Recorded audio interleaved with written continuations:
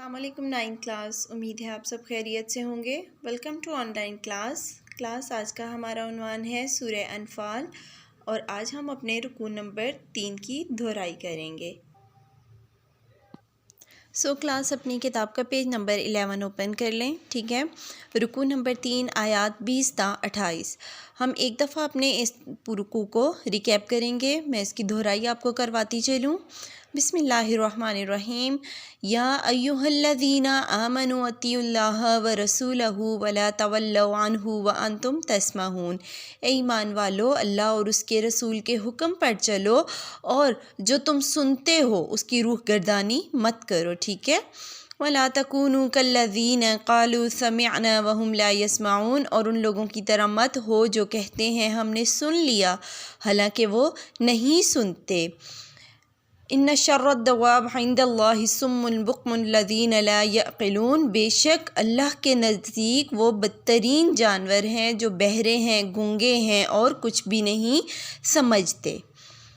وَلَوْ عَلِمَ اللَّهُ فِيهِمْ خَيْرًا لَّأَسْمَعَهُمْ وَلَا أَسْمَعَهُمْ لَتَوَلَّوْا وَهُمْ مُعْرِضُونَ، اور اگر اللہ ان کے اندر تھوڑی سی بھی نیکی یا خیر جان لیتا تو انہیں سنوا دیتا، لیکن اللہ جب انہیں سنوا دیتا تو کیا ہوتا، وہ پھر روح گردانی کرتے، وہ پھر منہ پھیر لیتے اللہ کے احکام سے، ٹھیک ہے۔ اگلی آیت میں ہے، اے ایمان والو، اللہ اور اس کے رسول کا حکم قبول کرو جب وہ تمہیں پکارے یا اپنی طرف بلائے، اور جان لو کہ اللہ آدمی اور اس کے دل کے درمیان حائل ہے، ٹھیک ہے۔ بین المرء وقلبہ، یعنی آدمی اور اس کے دل کے درمیان حائل ہے۔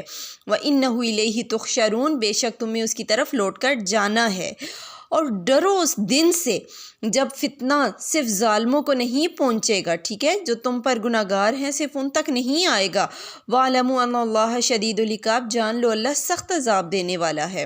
اور یاد کرو اس وقت کو، اب مسلمانوں کو اللہ کہہ رہے ہیں اس وقت کو یاد کرو جب تم بہت کمزور سمجھتے تھے اپنے آپ کو زمین پر، اور سمجھتے تھے کہ اور خوف تھا کہ تمہیں ہوا اڑا لے جائے گی، تو اللہ نے تمہیں طاقت دی، تمہاری مدد کی، تمہیں پاکیزہ رزق کھانے کے لیے دیا تاکہ تم اس کا شکر ادا کرو، ٹھیک ہے۔ اور اے ایمان والو، یہاں مسلمانوں کو تنبیہ کی جا رہی ہے کہ اے ایمان والو، مت خیانت کرو اللہ اور اس کے رسول کے ساتھ، جو انہوں نے تمہیں امانتیں دیں اس میں خیانت مت کرو حالانکہ تم جانتے ہو سب کچھ۔ وَاعْلَمُوا أَنَّمَا أَمْوَالُكُمْ وَأَوْلَادُكُمْ، بے شک جان لو کہ تمہاری مال اور اولاد فتنہ ہے، ٹھیک ہے، تمہارے لیے فتنہ ہے اس دنیا میں، اور اللہ کے پاس بہت بڑا اجر عظیم ہے۔ یعنی کہ جب جنگ بدر ہوئی تھی تو مکہ مسلمان بدر کے میدان میں اپنے آپ کو کمزور سمجھ رہے تھے، وہ سمجھ رہے تھے کہ اتنا بڑا لشکر ہے، ٹھیک ہے، ہم اس کا مقابلہ نہیں کر پائیں گے، تو اللہ نے ان کی غیب سے مدد کی، اللہ نے فرشتوں کے ذریعے ان کی مدد کی اور ان کو کھانے کے لیے پاکیزہ رزق دیا۔ تو اللہ تعالیٰ فرما رہے ہیں کہ اے ایمان والو، اللہ اور اس کے رسول کے ساتھ مت خیانت کرو، یعنی اللہ اور اس کے رسول نے جو تمہیں احکامات دیے، جو احکامات بیان ہوئے ہیں، ان کو اسی طرح بخوبی سر انجام دو، اس میں خیانت مت کرو۔